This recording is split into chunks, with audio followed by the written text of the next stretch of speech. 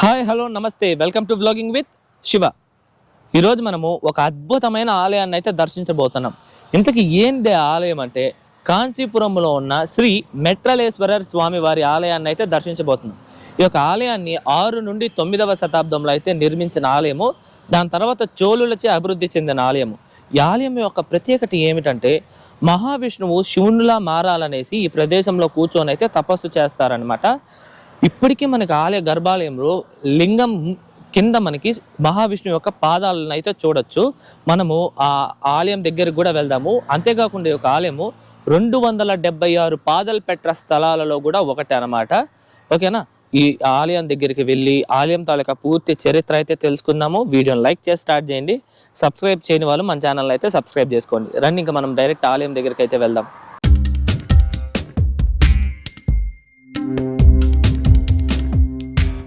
ఈ యొక్క మెట్రలేశ్వర ఆలయాన్ని లోపలికి వెళ్ళి చూసేకి ముందు మనం ఈ ఆలయం తాలూకా టైమింగ్స్ తెలుసుకుందాం.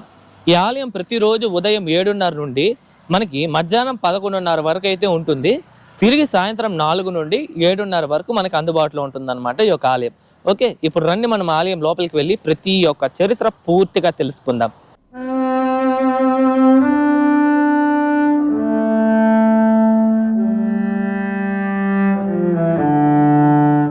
మనము ఈ ఆలయం తాలూకా పూర్తి స్థల పురాణం అయితే తెలుసుకుందాము. ఇది తెలుసుకునే ముందు మనం తెలుసుకోవాల్సిన మరొక విషయం ఉంది. అదేంటంటే ఈ ఆలయంలో మనకి 2 శివలింగాలు అయితే ఉంటాయండి.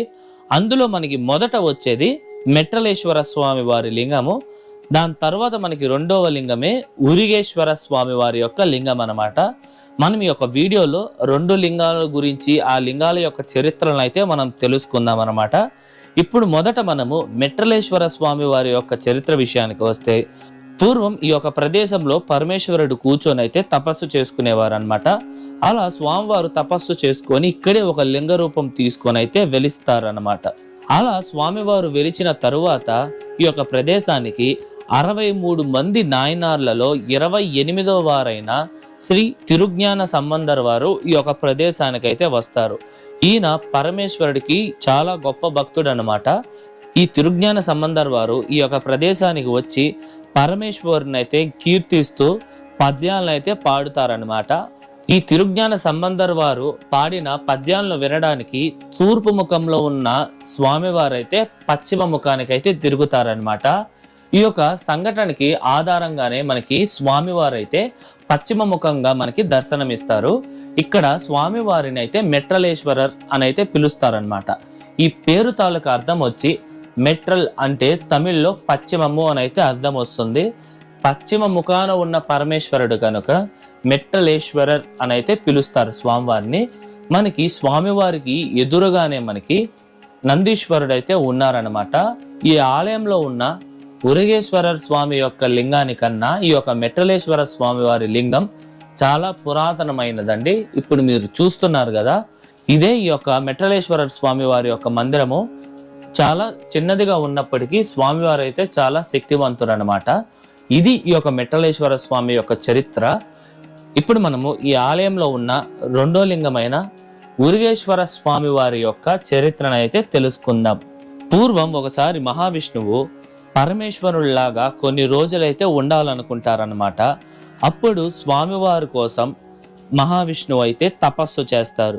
అలా మహావిష్ణువు యొక్క తపస్సుకు మెచ్చిన పరమేశ్వరుడు ప్రత్యక్షమయ్యి ఈ యొక్క మెట్రలేశ్వర ఆలయం యొక్క ప్రాంగణంలో కూర్చొని తపస్సు చేయమని అయితే సలహా ఇస్తారనమాట. అలా పరమేశ్వరుని యొక్క సలహా మేరకు శ్రీ మహావిష్ణువు ఈ యొక్క ప్రదేశానికి వచ్చి కూర్చొని ఆ పరమేశ్వరునికైతే తపస్సు చేస్తారనమాట. అలా మహావిష్ణువు తపస్సు చేస్తూ ఉండగా ఈ యొక్క ప్రదేశానికి తిరిగి తిరుజ్ఞాన సంబంధర్ వారైతే వచ్చి ఆ పరమేశ్వరుని కోసం గొప్పగా కీర్తిస్తూ అయితే పద్యాలను అయితే పాడుతూ ఉండేవారనమాట.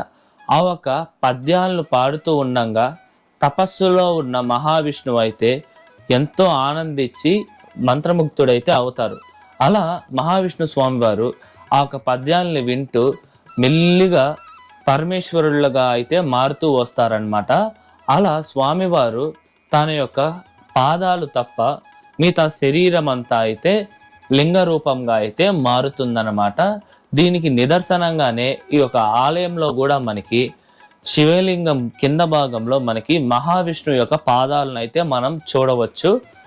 ఈ యొక్క లింగం అయితే చాలా అద్భుతంగా అయితే ఉంటుందండి. చాలా పెద్ద లింగము. ఈ యొక్క లింగము మనకి ఈ యొక్క ఆలయంలో ప్రధాన దైవము మెట్టలీశ్వర అయినప్పటికీ ఈ ఆలయంలో తాలూకా ప్రధాన పూజలు, అలాగే ఈ ఆలయం తాలూకా ధ్వజస్తంభము, అలాగే మహానందితో పాటు గోపురం కూడా ఈ యొక్క లింగం వైపే మనకి కనిపిస్తుందన్నమాట. ఈ యొక్క లింగం మనకి తూర్పు ముఖంగా అయితే దర్శనమిస్తుంది. ఈ యొక్క గర్భాలయ ప్రాంగణము అలాగే ముఖమండపం కూడా చాలా పెద్దదిగానే ఉంటుందన్నమాట. ఇక్కడ స్వామివారిని ఉరుగేశ్వరర్ అని అయితే పిలుస్తారు. తమిళ్లో ఉరుగేశ్వరర్ అంటే మంత్రముగ్ధుడు అయ్యారు అని అయితే అర్థం వస్తుంది. స్వామివారు తిరుజ్ఞాన సంబంధారు వారి యొక్క కీర్తనలకు మంత్రముగ్ధుడయ్యారు కనుక స్వామివారిని ఉరుగేశ్వరర్ అని అయితే పిలుస్తారన్నమాట. ఈ యొక్క మందిరం చుట్టూరా మనకి ప్రదక్షిణా మార్గం అయితే చాలా అద్భుతంగా ఉంటుంది. మనకి అన్ని శివాలయాల్లో ఉన్నట్టుగానే దక్షిణామూర్తి, వినాయక స్వామి, దుర్గామాత వీళ్ళందరూ మనకైతే కనిపిస్తారన్నమాట. ఈ యొక్క ఆలయం అయితే చాలా చాలా అద్భుతంగా అలాగే చాలా శక్తివంతంగా అయితే ఉంటుంది.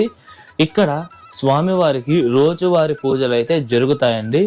మహాశివరాత్రి అలాగే ప్రదోషకాల పూజలు అయితే ఘనంగా జరుగుతాయి. ఇప్పుడు ఈ ఆలయంలో ఉన్న అమ్మవారి యొక్క విషయానికి వస్తే, ఈ యొక్క కాంచీపురంలో ఏ శివాలయంలో కూడా మనకి పార్వతీదేవికి సపరేట్గా ఒక మందిరం అయితే ఉండదండి. కానీ ఈ యొక్క ఆలయంలో మాత్రమే అమ్మవారికి ప్రత్యేకంగా ఒక మందిరం అయితే ఉంటుందన్నమాట. ఇక్కడ అమ్మవారిని మెట్టలి నాయకిగా అయితే పూజిస్తారు. అమ్మవారికి కూడా రోజువారీ పూజలు అయితే జరుగుతాయండి. అమ్మవారి యొక్క విగ్రహం కూడా దాదాపు 5 నుండి 6 అడుగుల ఎత్తులో అయితే ఉంటుంది. అమ్మవారు కూడా చాలా అద్భుతంగా మనకి దర్శనమిస్తారు. ఒకానొక సమయంలో ఈ యొక్క ఆలయం ప్రదేశంలో అయితే 108 మంది రుద్రులైతే తపస్సు చేశారు. దీని కారణంగానే ఈ యొక్క ఆలయాన్ని ఆనంద రుద్రేశ్వరం మరియు మహారుద్రేశ్వరం అని కూడా అయితే పిలుస్తారు. అలాగే ఈ యొక్క ఆలయం గురించి 7వ శతాబ్దపు తమిళ శైవ కవులైన అప్పర్ మరియు సంబందర్ వారి యొక్క తెవ్వారంలో ఈ యొక్క ఆలయం గురించి గొప్పగా కీర్తిస్తూ పద్యాలను అయితే రచించారు. అలాగే ఈ యొక్క ఆలయము శైవ శాసనాలలో ప్రస్తావించబడిన 276 శివాలయాలు, వాటిని 276 పాదల్ పెట్ర స్థలాలు అంటారు. ఆ ఒక 276 పాదల్ పెట్ర స్థలాలలో ఈ యొక్క ఆలయం కూడా ఒకటనమాట. మన ముందు వీడియోస్లోనే ఈ యొక్క 276 పాదల్ పెట్ర స్థలాలలో మనము ఒక 5 పాదల్ పెట్ర స్థలాల వీడియోస్ మన ఛానల్లో ఉన్నాయి. అది మీరు మన ఛానల్ ప్లేలిస్ట్కి వెళ్తే మీరైతే చెక్ చేయొచ్చు. నేను మీకు పైన కార్డ్స్లో కూడా ఇస్తాను, చెక్ చేయండి.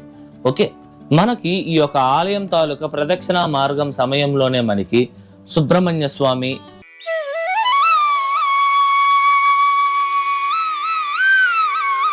అలాగే వినాయక స్వామి, అలాగే చండికేశ్వర స్వామి వారికి సపరేట్గా ఒక చిన్న మందిరాలను అయితే నిర్మించున్నారు. మనము అది కూడా చూడవచ్చు.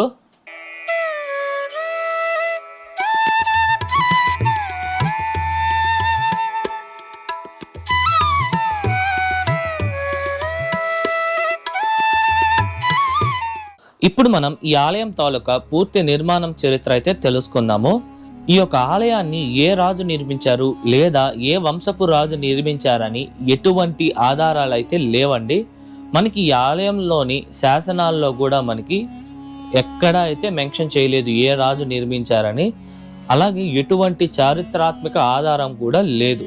కాకపోతే ఈ యొక్క ఆలయాన్ని 6 నుండి 9వ శతాబ్దం మధ్య కాలంలో కాంచీపురాన్ని పరిపాలించిన పల్లవ రాజులచే నిర్మించి ఉండొచ్చేమో అని అయితే ఒక అంచనా అయితే ఉంది.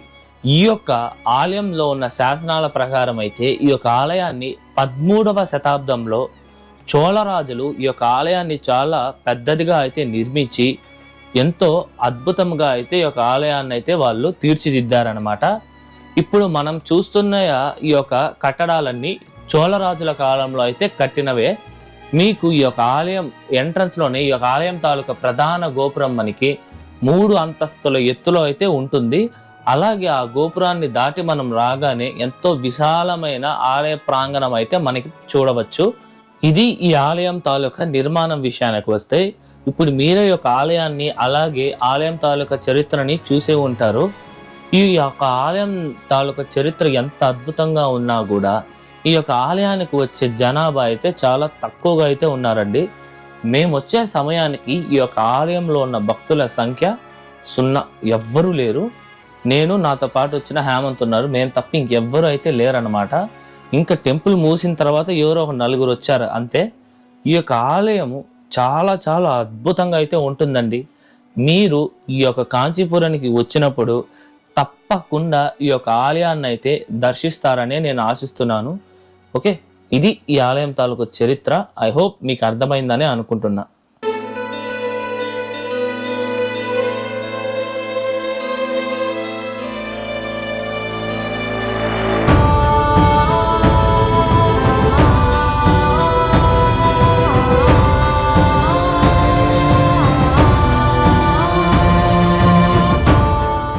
ఇదండి ఇవాళ వీడియో ఎలా ఉంది, నచ్చిందా?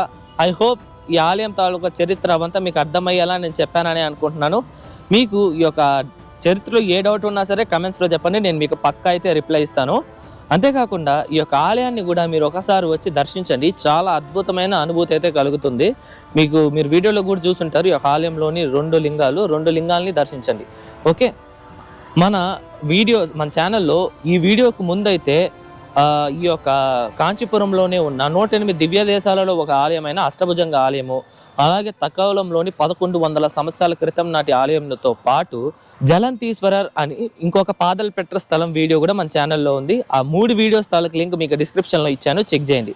ఈ వీడియో ఎలా ఉంది, నచ్చితే లైక్ చేయండి, మీ ఫ్రెండ్స్ అండ్ ఫ్యామిలీస్కి షేర్ చేయండి, ఏ డౌట్స్ ఉన్నా కమెంట్ చేయండి.